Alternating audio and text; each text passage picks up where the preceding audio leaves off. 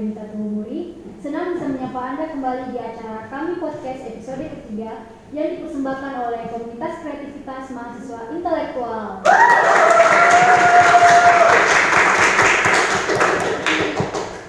Nah teman-teman, di episode 3 kali ini kita akan membahas tentang menjadi mahasiswa berprestasi di masa transisi pandemi. Seperti yang kita ketahui teman-teman, kuliah itu sangat penting dalam menambah pengalaman, meningkatkan pengetahuan dan skill yang kita miliki. Dan juga semakin kesini, perguruan tinggi itu banyak menyediakan kita bekal agar kita dapat menghadapi era globalisasi yang berinovasi. Namun pertanyaannya, bagaimana cara kita agar bisa menjadi mahasiswa berprestasi untuk menuai semua hal baik tersebut? Dan untuk menjawab pertanyaan tersebut, sekarang saya sudah bersama dua mahasiswa berprestasi, yaitu Kak Nur Salam Salam Desi atau sering disapa Kak Marsha. Hai Kak Marsha. Halo Marsha. Dan juga ada Kak Nur Syafa Samal. Hai Kak Syafa. Hai semuanya. Gimana nih Kak kabarnya hari ini? Alhamdulillah sehat, mental, fisik. Siapa? Alhamdulillah sehat. Oke, kita lanjut saja. Menurut Kak Syafa dan Kak Marsha, apa sih Kak tujuan dari berprestasi? Oke, tujuan berprestasi ya. Bagaimana nih, Kak Marsha dulu atau Kak Syafa dulu nih? Kak Marsha dulu. Oke.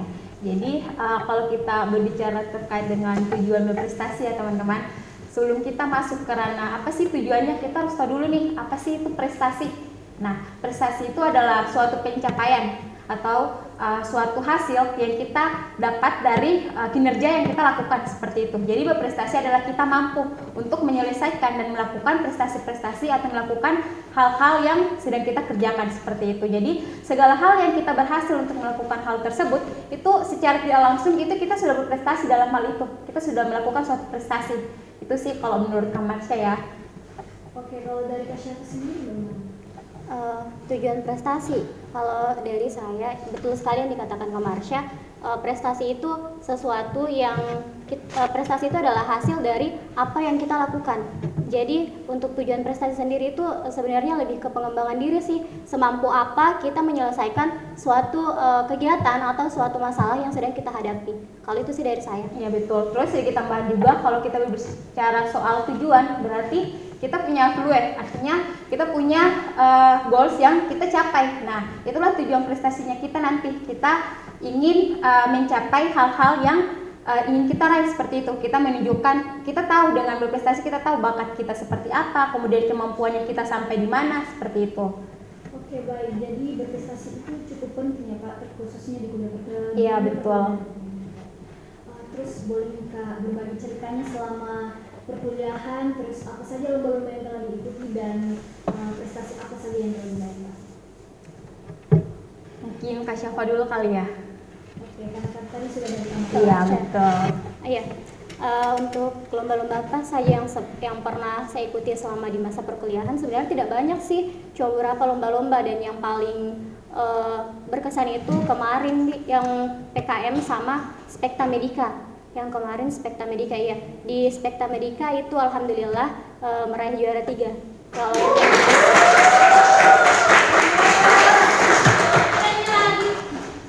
Kalau yang di PKM itu kemarin cuma lolos di pendanaan tapi tidak lolos sampai di Timnas. Ya, itu saja. Kalau dari Kak Marsha? Kalau Kak Marsha, kalau berbicara soal pengalaman atau pencapaian ya selama di bangku kuliah itu, alhamdulillah untuk beberapa lomba dari awal ikut berpartisipasi di dunia perkuliahan itu semenjak tahun 2019 di lomba debat mahasiswa. Saat itu diadakan oleh KMP Farmasi di Megareski. Jadi lombanya itu satu institut Megareski saja, jadi antar jurusan seperti itu. Dan Kak Marsha tidak sendiri tentunya, ada bersama Karos angkatan 17 dan bersama Kalena juga. Nah, kita bertiga satu tim dan pada saat itu kita meraih juara 2 di debat mahasiswa itu.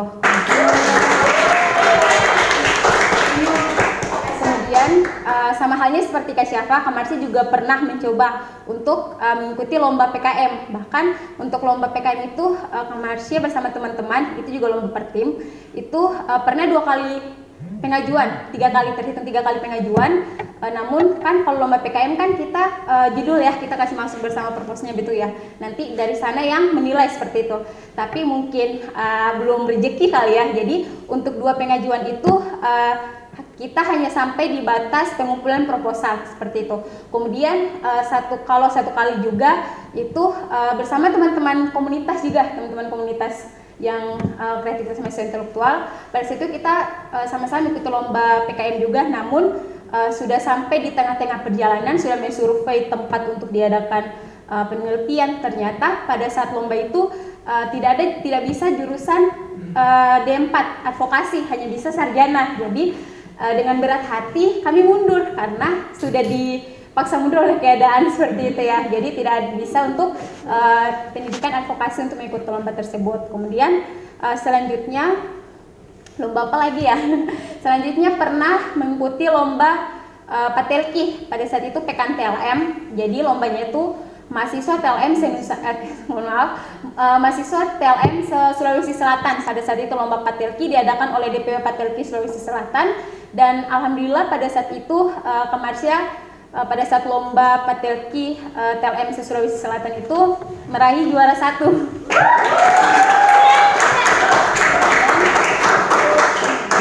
Terus selain dari lomba Patelki, lomba terakhir yang Kamarsya ikut, kemarin juga sama Kak Syafa ikut ya, lomba Spekta Medika, lomba nasional KTI nasional di Bandung.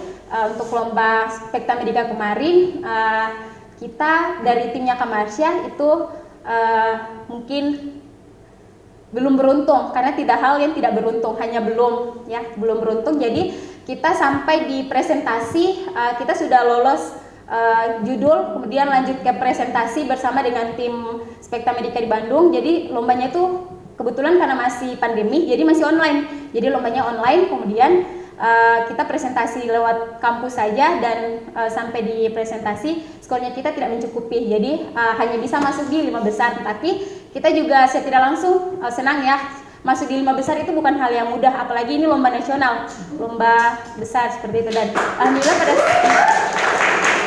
pada saat itu timnya Kak Syafa yang menjuarai juara 3. Itu luar biasa sih menurut Kamarsya. Kak Syafa juga. Wah, luar biasa sekali ya, begitu banyak prestasi yang diraih. Terus nih Kak, gimana perasaannya Kak Syafa dan Kamarsya setelah berhasil meraih prestasi-prestasi tersebut nih Kak? Perasaan ya. Kalau kita berbicara soal perasaan, Kamarsya duluan ini Kak Syafa ya. Pasti secara tidak langsung senang dan bangga ya, karena sesuatu hal yang kita ingin capai ternyata tercapai seperti itu. Jadi pasti punya rasa bangga secara tidak langsung, punya rasa kebanggaan sendiri untuk diri sendiri di luar dari penilaian orang lain terhadap kita. Tapi untuk diri sendiri itu pastinya bangga dan senang. Namun Kamarsya itu tipe orang yang tidak mau puas. Jadi walaupun seperti itu, Kamarsya tidak akan puas dan tidak akan berhenti, namun akan selalu mencoba seperti itu. Jadi selalu mau tahu sampai di mana kemampuan, karena Kamarsya selalu berpikir jangan sampai ini hanya kebetulan. Jadi selalu lagi mencoba dan mencoba. Jadi pastinya senang dan membanggakan untuk diri sendiri maupun insya Allah mungkin orang lain. Kak Syafa, apa yang dirasakan? Banyak yang disampaikan sama Kamarsya sebenarnya. Kurang lebih sama seperti Kamarsya. Kalau dari Kak Syafa itu mendapatkan juara di perlombaan itu sebenarnya ada rasa bangga dan kesenangan tersendiri tentunya. Tapi jangan menjadikan itu sebagai sebuah kepuasan gitu. Terus lagi menggali dan terus lagi mengembangkan diri kalian, baik di perlombaan ataupun kegiatan-kegiatan lainnya. Jadi itu sih, jangan pernah jadikan suatu prestasi yang kita dapatkan, beberapa prestasi yang kita dapatkan sebagai sebuah kepuasan, sehingga kita merasa bahwa saya sudah bisa untuk ini, jadi tidak mau lagi untuk mencoba hal baru lainnya. Itu mungkin dari saya. Nah, untuk Kak Syafa dan Kamarsya nih, kemarin kan kita sempat berada di masa pandemi COVID-19 nih Kak, dan Kakak pernah mengikuti lomba, yaitu lomba LKTI yang diadakan oleh Patelki dan juga KTI Spekta Medika. Tantangan apa sih Kak yang dihadapi selama mengikuti lomba, khususnya di masa pandemi ini Kak? Siapa nih? Oke, kalau berbicara soal tantangan ya atau hambatan dari kedua lomba ini, dari LKT yang diadakan Patriarki dan LKT yang diadakan oleh Spekta Mendika, mungkin tantangan dan kendala yang paling apa ya bisa dibilang ya, yang besar.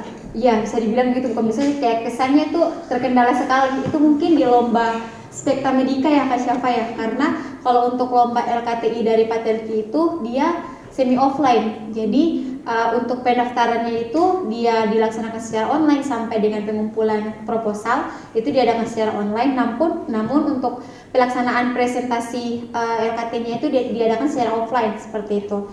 Nah kalau kita berbicara soal kendala, mungkin kita membahas soal LKTI dari Patriarki dulu ya. Jadi kalau untuk lomba LKTI dari Patriarki itu kita mendapatkan info sedikit terlambat terkait dengan informasi lombanya. Kalau tidak salah kemarin Kak Syafa ya, hari Rabu kita dapat informasi, hari Kamis kita buat proposal, hari Jumat kita pengumpulan proposal, kemudian hari Sabtunya lomba. Teman-teman bisa membayangkan nggak sih 4 hari berturut-turut. Jadi hari pertama informasi, hari kedua persiapan bahan untuk pembuatan proposal, hari selanjutnya mengirim proposal, dan hari selanjutnya itu lomba. Jadi tapi berjalannya tidak secepat itu, pasti ada alur dan kendala-kendala. Kalau kendala pada saat lomba LKTI itu yang pertama tadi itu kita mendapatkan informasi sedikit agak terlambat, jadi kesannya ke kami itu dadakan. Lombanya itu agak dadakan karena kita mendapatkan informasi yang agak terlambat seperti itu. Kemudian yang kedua, kita melakukan pendaftaran yang bisa dibilang sangat mendadak juga, karena tengah malam hujan-hujanan kita pergi mendadak untuk melakukan pendaftaran Kak Syafa ya. Dan betul-betul itu bisa dibilang salah satu perjuangannya kami juga sih ya. Kemudian setelah kita melakukan pendaftaran, besoknya langsung kita pengumpulan berkas, pengumpulan proposal ini. Kita pengumpulan jam 12 malam hari Jumat, kemudian hari Sabtu nih, sudah masuk hari Sabtu kan, jam 1:30 lah itu pengumuman lombanya. Tengah malam, betul-betul tengah malam hari Jumat tengah malam ya, itu sebenarnya sudah masuk hari Sabtu sih. Iya, karena kan sudah jam 1 ya. Nah, jam 1 itu kita dapat informasi pengumuman lomba, dan ada 5 judul yang lolos di lomba Patriarki itu. Di antaranya itu 4 orang dari Universitas Megarizki dari 24 TLM, itu luar biasa sih. Dan satunya teman kita dari Poltekkes. Nah, setelah kita mendapatkan informasi bahwa kita lolos dengan jangka waktu yang begitu cepat untuk harus membuat slide presentasi, itu kita tidak lepas dari komunikasi, jujur. Jadi dalam segala hal itu memang komunikasi itu sangat diperlukan juga, seperti itu. Komunikasi dengan rekan, komunikasi dengan misal dosen untuk bimbingan itu juga perlu. Dan pada saat itu Kak Marsya, Kak Syafa, kemudian Kak Tasya, kita tuh teleponan untuk berdiskusi bagaimana nih poin apa yang kita mau kasih masuk, karena bisa dibilang saat itu juga kayak blank, kayak tiba-tiba lolos dan proposal sebenarnya lolos karena betul. Kan kayak dadakan sekali informasinya kan begitu, jadi kayak merasa bahwa proposal yang kita buat ini kayak belum maksimal begitu, seadanya. Referensi juga yang kita cari kayak tidak terlalu banyak, pokoknya seadanya aja, yang penting proposalnya terkirim, kemudian informasi bahwa kita lolos itu satu sisi senang, satu sisi juga kayak astaga terbebani karena harus buat slide presentasinya, dan hari Sabtu itu juga presentasi secara offline di gedung rektoratnya Poltekkes, dan jurinya itu dari tim Patriarki sendiri, dari orang tua jurusan yang bisa dikatakan, karena Patriarki kan merupakan organisasi jurusannya kita seperti itu. Dan kalau di itu sih mungkin kendalanya cuma itu, informasi yang sedikit telat, kemudian jaringan pada saat mengirim proposal. Ternyata memang kalau dibilang soal online itu tidak lepas dari soal jaringan, betul. Iya, betul sekali. Iya, betul. Jadi pada saat itu Kak Syafa sudah kirim, Kak Tasya sudah kirim, dan teman-teman kakak angkatan 17 juga, 2 orangnya itu dan kakak angkatan 17 itu sudah kirim. Dan Kak Marsya sendiri yang belum kirim, hampir putus asa, hampir kayak merasa tidak usah deh karena sudah lewat batas waktu pengiriman. Tapi dari Kak Syafa kemudian dari teman-teman lain kasih semangat, menyemangati begitu bahwa kirim saja tidak apa-apa. Jadi Kak Marsha memberanikan diri untuk kirim, jadi orang terakhir mungkin itu yang kirim proposal dan alhamdulillah lolos seperti itu. Kalau untuk kendala dari Spekta bagaimana nih Kak Syafa Spekta kemarin? Kayaknya tuh lebih banyak kendala sih di Spekta, betul, karena full online ya. Kalau di Spekta itu kan perlombaannya full online, jadi dari pendaftaran sampai pengumuman juara itu online memang. Kendala terbesarnya sih sebenarnya di saat perlombaan. Saat di perlombaan itu kan kami, timnya saya sama timnya Kak Marsha kan di lab patologi, dan kita tahu kan jaringan di lab itu kurang bagus. Jadi memang itu kendala terbesar kegiatan online itu adalah di jaringan. Di situ kami memang pada saat sesi tanya jawab di situ baru jaringannya kayak nge-lag banget di situ. Jadi kayak bagaimana ini? Sempat juga terjadi kayak saya terkeluar dari Zoom-ku. Terus itu juga kan satu tim sama Kak Yul. Kak Yul juga terkeluar dari Zoom-nya. Jadi di situ betul-betul memang terkendala apa yang mau kita sampaikan ke para juri itu tidak tersampaikan secara menyeluruh begitu. Jadi memang sih betul-betul kalau kegiatan online harus dipastikan betul-betul untuk jaringan. Karena itu tantangan terbesarnya ya. Iya betul. Takutnya gini, kita sudah menjelaskan semaksimal mungkin nih menurut kita sudah menjelaskan pertanyaan-pertanyaan yang diajukan oleh juri ke kita, namun karena jaringannya kita yang nge-lag, jadinya kedengaran di jurinya tuh kayak baru kita jelaskan mereka langsung dengarnya Z karena terpengaruh jaringan. Jadi betul-betul kalau kegiatan online itu jaringan itu sangat mempengaruhi. Seperti itu. Nah Kak, seperti yang Kak Marsha dan Kak Syafa bilang tadi bahwa jaringan itu merupakan salah satu kendala selama mengikuti lomba-lomba online. Sedangkan yang kita ketahui nih Kak, selama masa pandemi, semua lomba itu tidak semua sih, tapi beberapa lomba dan kebanyakan lomba itu diadakan secara online. Dan banyak yang tidak mau mengikuti lomba online tersebut dikarenakan seperti kendala yang Kak Syafa dan Kak Marsha bilang tadi, seperti kendala jaringan.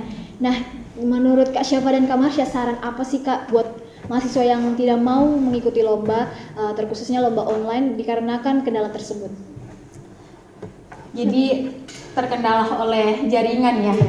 Kalau menurut saya kendala memang kendala, tapi kendala itu tidak mengharuskan kita untuk berhenti. Jadi kembali lagi ke pribadi, ke orang itu. Jadi kalau memang dia punya niat dan kalau memang dia punya keinginan untuk mengikuti lomba tersebut, dia akan berjuang seperti itu. Memang jaringan merupakan salah satu kendala untuk kegiatan online, tetapi jaringan bukan suatu hal yang untuk menghentikan kita untuk mengikuti lomba tersebut seperti itu. Jadi kalau teman-teman punya niat untuk mengikuti lomba tersebut, walaupun lomba itu dilaksanakan secara online, teman-teman itu harus paling tidak mencari titik-titik yang betul-betul ada jaringannya di situ. Karena teman-teman punya niat nih, beda lagi sama semisal saya mau ikut lomba tapi sudah tidak ada jaringan, kemudian tidak ada niat, tidak ada keinginan, itu walaupun 100 tambah 100 tambah 100, endingnya kalikan 0, hasilnya tetap 0 seperti itu. Jadi berawal itu dari keinginan dan niat. Kendala memang itu adalah kendala jaringan itu adalah suatu kendala pada saat sudah berjalan seperti itu. Tapi kalau mau jadikan kendala jaringan sebagai titik henti atau sebagai titik terakhir, itu salah. Itu mungkin pendapat seperti itu harus dipertimbangkan kembali, karena bahwa jaringan itu tidak menjadi batasan untuk kita mau berprestasi, bukan menjadi batasan untuk kita mau berlomba, bukan menjadi batasan untuk kita mau mengembangkan bakat kita seperti itu. Karena kalau kita punya niat, kita punya keinginan, pasti ada jalan keluarnya. Kalau itu sih dari saya. Kalau dari Kak Syafa sendiri, gimana nih Kak sarannya? Ya, untuk kegiatan lomba yang dilakukan secara online, Ya. Kan sekarang sudah masanya transisi. Iya, betul. Begitu. Ada memang beberapa lomba yang masih dilakukan secara online, ada yang sudah offline. Jadi saran saya sih untuk kendalanya yang terbesar yaitu jaringan. Hampir setiap orang mengalami kendala terbesar saat mengikuti perlombaan, yaitu jaringan. Menurut saya sama seperti yang dikatakan Kak Marsha, jangan jadikan jaringan itu sebagai penghambat untuk kita mengembangkan diri. Dari lomba-lomba juga kan kita mengembangkan diri kita di situ. Jadi jangan jadikan jaringan sebagai salah satu alasan untuk menghambat diri kita untuk berkembang. Jadi saran saya memang cari jaringan, cari titik yang memang bagus jaringannya. Jangan hanya menyerah karena jaringannya tidak bagus, saya tidak mau ikut begitu. Jangan jadikan hal itu sebagai alasan atau penghambat begitu. Jadi memang harus mencari titik yang bagus jaringannya, harus betul-betul berjuang karena tadi hasil itu tidak akan mengkhianati proses yang kita lakukan. Ya mungkin itu dari saya. Oke. Berarti sarannya itu yang penting niat dari diri kita Ya, sendiri betul. dan juga jangan menjadikan hal-hal yang menjadi tantangan itu sebagai titik untuk berhenti ya Kak. Betul. Nah Kak, gimana sih cara Kak Marsha dan Kak Syafa membagi waktu selain bukan hanya berprestasi nih Kak, tetapi juga menghabiskan waktu bersama teman-teman untuk berkumpul, main atau nongkrong, gimana Kak? Oke baik, membagi waktu ya, memang betul. Dalam keadaan apapun itu, manage waktu itu merupakan suatu hal yang sangat penting. Kenapa? Karena percuma seseorang mempunyai banyak planning, mempunyai banyak acara, mempunyai banyak keinginan, tapi kalau dia tidak bisa memanage waktunya dengan baik, pasti sesuatu yang dia inginkan itu tidak dibilang tidak tercapai, tetapi bakal bisa dibilang amburadul ya bahasa kasarnya, tidak terarah, hancur seperti itu. Jadi betul-betul kita harus memanage waktu. Nah, bagaimana caranya? Kalau dari saya pribadi ya, bagaimana caranya saya memanage waktu? Semua kegiatan, semua lomba dan semua keadaan itu tidak mungkin datang dalam satu waktu, begitu tidak mungkin kan? bersamaan. Iya, tidak mungkin semuanya datang secara bersamaan. Iya. Kalau berbicara soal berbagi waktu dengan teman-teman, nongkrong, main dan sebagainya, sebenarnya kita tuh punya banyak waktu sih. Jadi semisal kita mengikuti suatu event, nah kita membagi waktu nih. Kalau kita sambil main dengan teman, sambil menyelesaikan tugas yang ingin kita, misal event yang kita ikuti ini ada sesuatu hal yang harus kita kerjakan, bisa kita kerjakan sambil bermain dengan teman-temannya kita seperti itu. Jadi jangan jadikan bermain itu sebagai landasan bahwa hanya bermain saja tanpa kita membicarakan hal-hal yang misalnya akademik seperti itu atau membicarakan soal hal lomba atau event-event besar. Tidak, malah kita kalau berbicara soal lomba itu aspirasi yang bakal bisa dibilang enak untuk kita dapat itu pada saat main sama teman-teman. Jadi pada saat kita nongkrong sambil membahas akademik, sambil membahas non akademik, jadi bermain sama teman-teman itu bukan semena-mena ya bermain sesuka hati dan lain sebagainya, tapi kalau ada event atau ada tanggung jawab yang harus dilaksanakan, sembari bermain, sembari melakukan atau menyelesaikan tanggung jawab tersebut seperti itu. Kalau dari Kak Syafa Kak? Cara memanage waktu. Iya. Ya, untuk cara memanage waktu sebenarnya sampai sekarang masih belajar untuk bagaimana cara memanajemen waktu karena di samping perlombaan-perlombaan yang kita ikuti itu tidak semua kan harus kayak kita sendirian di situ seperti yang dikatakan Kak Marsha. Bahkan seperti LKTI begitu kan pas menyusun KTI itu bisa bersama dengan teman-teman. Jadi sebisa mungkin sih memanage waktu begitu untuk bersama kapan waktunya bisa bersama dengan teman-teman, kapan waktunya memang harus betul-betul fokus sendiri. Jadi ya sampai sekarang saya juga masih belajar untuk memanage waktu. Menulis plan-plan, maksudnya kayak apa yang akan kita lakukan di hari ini dan apa yang akan kita lakukan besok, sehingga kita betul-betul bisa berusaha untuk melakukan apa yang telah kita tulis. Dan di situ sih kalau saya cara memanage waktu aku begitu, kayak menulis apa yang hari ini saya mau lakukan, apa yang besok saya mau lakukan. Jadi 1 bulan sebelum masuk ke bulan baru itu saya sudah menulis apa-apa yang mau saya lakukan, sehingga betul-betul kayak saya fokusi dulu apa yang menjadi prioritas yang harus saya lakukan, dan waktu sisanya itu bisa saya gunakan untuk bersama dengan teman-teman. Dan ya seperti mahasiswa lainnya bersenang-senang. Sudah ditulis rencananya memang ya, sudah diplanningkan memang. Kemudian sedikit lagi untuk teman-teman soal manage waktu, teman-teman itu harus pintar untuk melihat mana yang lebih penting. Di atas penting kan ada yang lebih penting kan. Jadi semisal teman-teman ini berada di 3 event yang bersamaan. Nah, teman-teman bisa lihat dari ketiga event ini mana sih yang betul-betul saya yang paling diperlukan di situ. Semisal di suatu event teman-teman ini menjadi ketua panitia semisalnya yang betul-betul pada saat pelaksanaan kegiatan itu teman-teman yang teman ini harus ada, karena kamulah yang menjadi ketua panitia, dan tak lepas dari pasti ada sambutan, kemudian ada sepatah kata dari ketua panitia terkait dengan konsep dan dari kegiatan tersebut seperti itu. Kemudian event yang kedua, semisal teman-teman bisa diwakili oleh si B, misalnya si A bisa diwakili oleh si B. Kemudian planning yang event yang ketiga ternyata bisa diundur menunggu si A datang. Jadi teman-teman bisa memilih dari ketiga event ini mana yang lebih penting untuk teman-teman. Karena kalau ada suatu event yang penting pasti ada yang lebih penting. Kemudian lihat keberadaan dan kepentingannya teman-teman di situ bagaimana. Kalau memang tidak apa-apa kalau teman-teman tidak berada di event tersebut atau di kegiatan tersebut, mendahulukan event yang betul-betul teman-teman harus ada dan diperlukan di situ. Itu sih, biar tidak salah untuk membagi waktu kita seperti itu. Itu merupakan suatu kendala dari teman-teman yang mungkin berorganisasi, apalagi organisasinya bukan hanya satu, melainkan lebih. Pasti pusing untuk membagi waktu akademik, kemudian organisasi, dan waktu main teman-teman sendiri kan. Ini itu sih dari saya. Jadi cara memanage waktu yang benar itu dengan seperti sarannya Kak Marsha, yaitu mengutamakan hal-hal yang penting, dan juga membuat list sesuai sarannya dari Kak Syafa. Oke, jadi Kak, kemarin kita sudah membuka question box di akun Instagramnya kami, dan ada beberapa pertanyaan nih mengenai tema kita hari ini. Yang pertama dari R_Winda. Pertanyaannya yaitu, peran apa saja yang nantinya tercipta di lingkungan masyarakat oleh mahasiswa-mahasiswa yang berprestasi? Siapa nih yang mau jawab? Kak Syafa mungkin duluan ya, soal perannya mahasiswa di masyarakat nih, bagaimana Kak Syafa?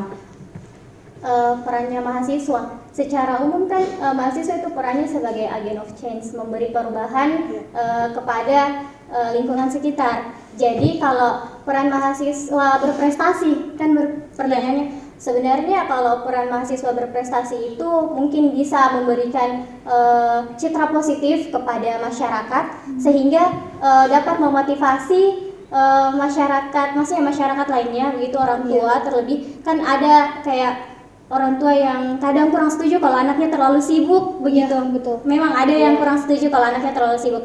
Jadi mungkin dari situ bisa menjadi motivasi untuk orang tua juga, bahwa kegiatan yang dilakukan itu bukan kegiatan yang cuma sibuk tapi juga produktif. Karena kan sibuk sama produktif beda. Kita sibuk dari pagi sampai malam selama 24 jam itu berbeda dengan produktif. Produktif itu sibuk tapi menghasilkan sesuatu yang bisa untuk pengembangan diri kita gitu. Hal itu dari saya, mungkin dari Kak Marsha. Kalau dari Kak Marsha? Ya betul ya, kurang lebih seperti yang dikatakan sama Kak Syafa tadi, bahwa bagaimana sih peran mahasiswa ya ke masyarakat, bagaimana secara tidak langsung peran semua mahasiswa ke masyarakat sebenarnya sama, kita sebagai agen perubahan seperti yang tadi sama Kak Syafa. Namun mungkin di sini dikutipkan untuk mahasiswa berprestasi. Nah, mungkin itu merupakan salah satu pembeda dari mahasiswa yang lainnya. Nah, perannya kita bagaimana kita harus membawa dampak positif. Artinya begini, maksudnya begini, kalau seandainya teman-teman punya orang tua yang kayak teman-teman ini menjuarai sesuatu, contohnya ya, pasti orang tuanya teman-temannya itu bangga, dan secara tidak langsung namanya orang tua ya ingin membanggakan anaknya ke tetangga, saudara atau tetangga, itu pasti. Dan kita harus tahu bahwa satu telinga yang mendengar banyak, satu telinga yang diceritakan banyak telinga yang mendengar di belakang. Jadi walaupun satu orang yang mendengar, tapi tetangga kita ini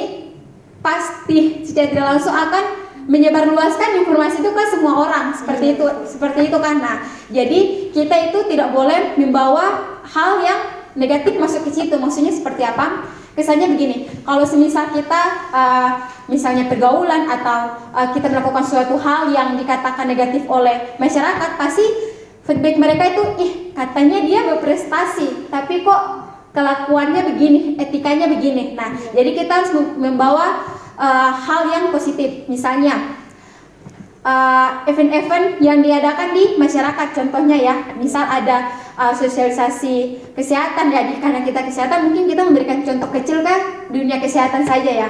Walaupun banyak mahasiswa kesehatan yang berada di lingkungan tersebut, namun apabila mindsetnya masyarakat bahwa si A adalah mahasiswa berprestasi, secara tidak langsung event yang diundang adalah dia. Artinya dia akan diundang sebagai misal pembicara atau dia diundang sebagai seseorang yang memberikan sosialisasi terkait dengan kesehatan itu ke masyarakat seperti itu. Jadi teman-teman yang berprestasi ini secara tidak langsung punya mindset baik di masyarakat. Masyarakat akan ingat terus. Jadi walaupun banyaknya mahasiswa di situ, ada kegiatan atau ada sesuatu yang ingin melibatkan mahasiswa, pasti masyarakat itu mengedepankan mahasiswa yang berprestasi seperti itu. Jadi itu merupakan salah satu hal positif yang kita bisa dapatkan dari peran kita di masyarakat seperti itu. Jadi mahasiswa berprestasi itu perannya bagus ya Kak di masyarakat. Terus nih Kak, pertanyaan kedua dari Dini Maliani. Wah, Ibu Ketum nih. Ibu Ketum. Pertanyaannya yaitu bagaimana cara memotivasi diri sendiri agar tetap berkarya atau berprestasi di masa transisi pandemi? Cara memotivasi diri sendiri ya di masa transisi seperti ini. Jadi setiap orang itu memiliki cara untuk memotivasikan dirinya sendiri, itu memiliki cara yang berbeda-beda. Jadi pesan kalau saya tuh yang pertama, saya tuh tidak suka membandingkan diri saya dengan orang lain, karena bagaimana setiap orang itu memiliki kemampuan, memiliki bakat, memiliki inovasi, memiliki kreativitas yang berbeda-beda pada dirinya sendiri. Jadi saya itu tipikal orang yang tidak suka membandingkan diri saya dengan orang lain, maupun sebaliknya, saya tidak suka orang membandingkan saya dengan orang lain, karena secara tidak langsung itu bakal kayak motivasi kita itu bakal direnggut oleh mereka yang membandingkan kita sama orang lain seperti itu. Jadi cara saya memotivasi diri saya sendiri itu lebih kayak kasih semangat ke diri sendiri, biasa kayak misal kayak sudah jenuh atau tidak bersemangat begitu, kembali ke tujuan, alasan. Jadi teman-teman itu harus punya alasan. Fungsi alasan ini untuk apa? Kalau teman-teman di satu sisi atau di tengah perjalanan teman-teman sudah merasa lemah atau jenuh, teman-teman ingat lagi, tujuan saya itu apa, alasan saya itu apa, sehingga alasan yang kuat dan tujuan yang kuat ini yang akan dengan sendirinya membangkit semangat teman-teman sendiri seperti itu. Kemudian saya juga biasa memotivasi diri saya sendiri itu dengan cara saya itu orangnya suka mendengar dibilang ya kayak bukan sih kayak kesedihan orang tua begitu, serius. Jadi semisal kalau saya sudah merasa penat atau sudah tidak bersemangat, saya tuh suka buka YouTube kemudian lihat kerja-kerja keras orang tua. Jadi saya mendengar itu, saya menangis dan saya kembali mengingat perjuangan orang tua seperti apa. Itulah bisa dibilang salah satu motivasi terbesar saya. Salah satu motivasi terbesar saya adalah saya mengingat kembali perjuangan dan kerja keras dari kedua orang tua saya, sehingga di mindset saya itu selalu berpikir seperti ini. Jadi kayak gini, semisal saya sudah capek nih, kayak misal dari semester 1 sampai semester 7, semisal sudah capek dengan laporan, sudah capek dengan segala hal, karena kita tahu perkuliahan ini bukan hal yang mudah. Kita mental kita, fisik kita betul-betul diuji, betul-betul kita ditekan, betul-betul kita tertekan dengan segala hal. Jadi kalau saya sudah mengingat dengan orang tua itu, saya selalu berpikir 1 kali capek saya adalah 1000 kali capek orang tua saya, seperti itu. Jadi itu adalah motivasi saya.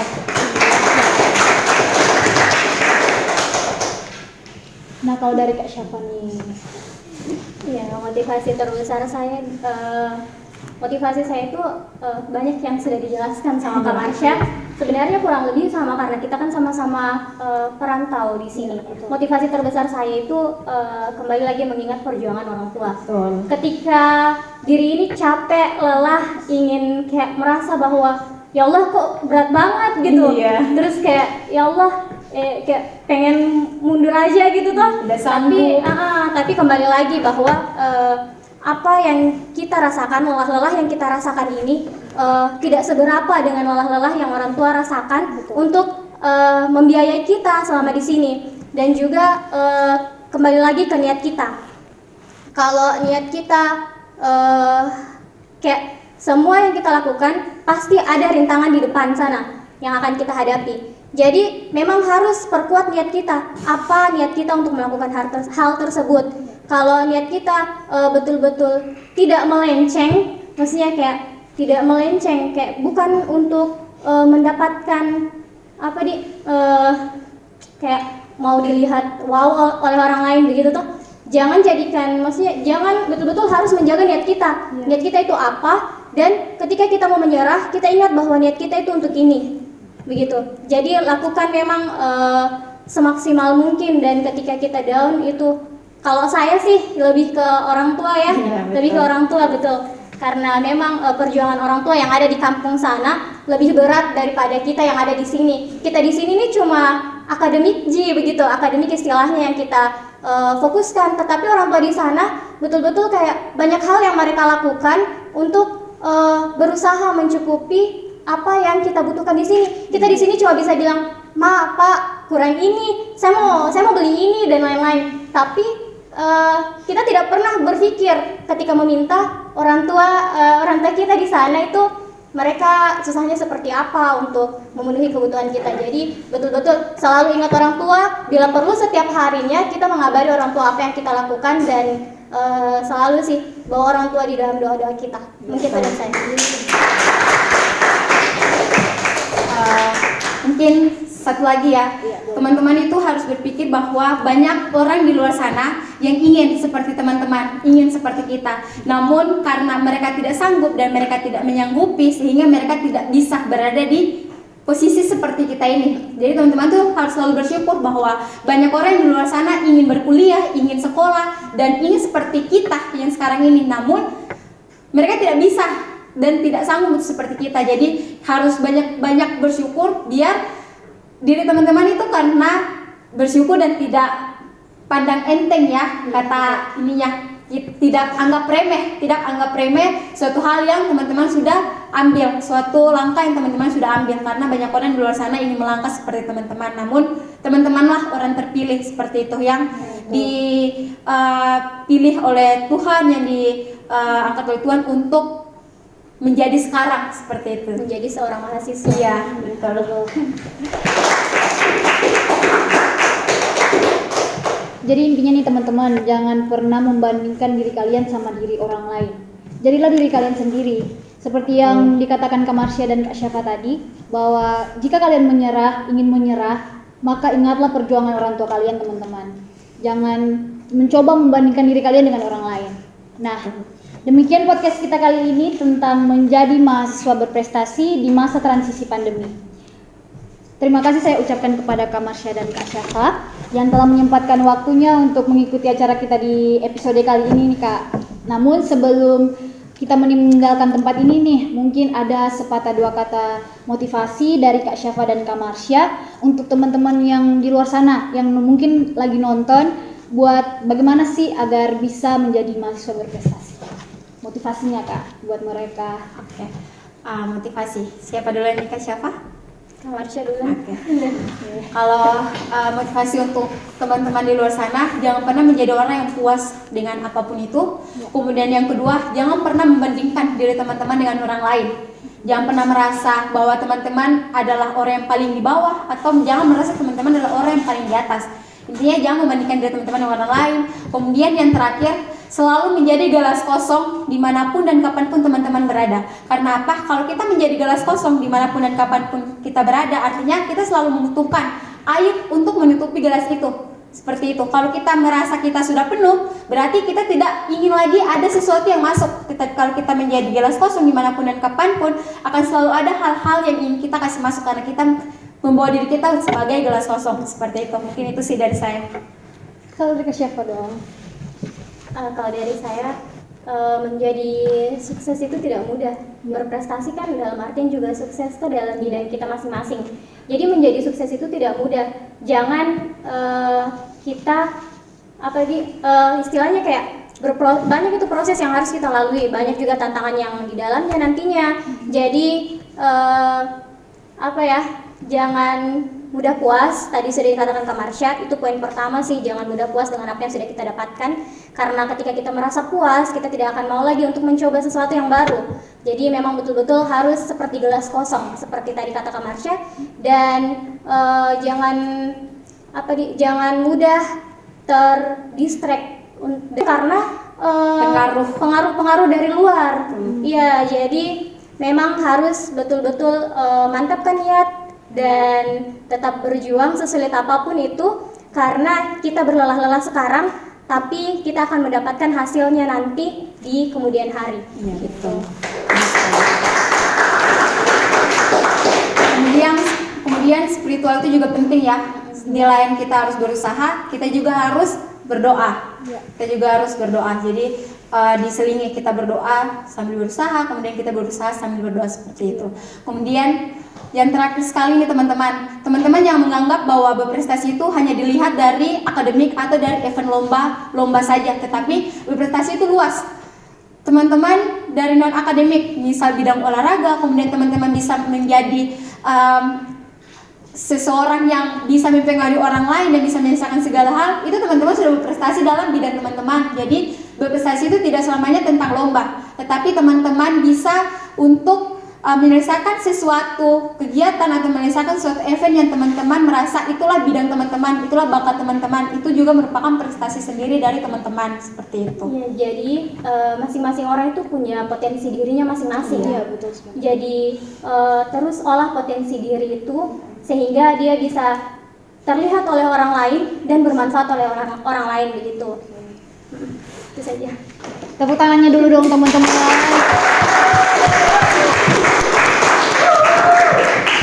Oke, mungkin itu sepatah kata dari Kak Marsha dan Kak Syafa. Semoga podcast kita kali ini dapat memberikan manfaat, motivasi bagi teman-teman semua agar bisa menjadi mahasiswa berprestasi seperti Kak Syafa dan Kak Marsha ini. Dan untuk teman-teman penonton setia kami podcast, nantikan episode kami podcast selanjutnya. Mahasiswa tidak harus berprestasi. Oh tidak, mahasiswa harus berprestasi.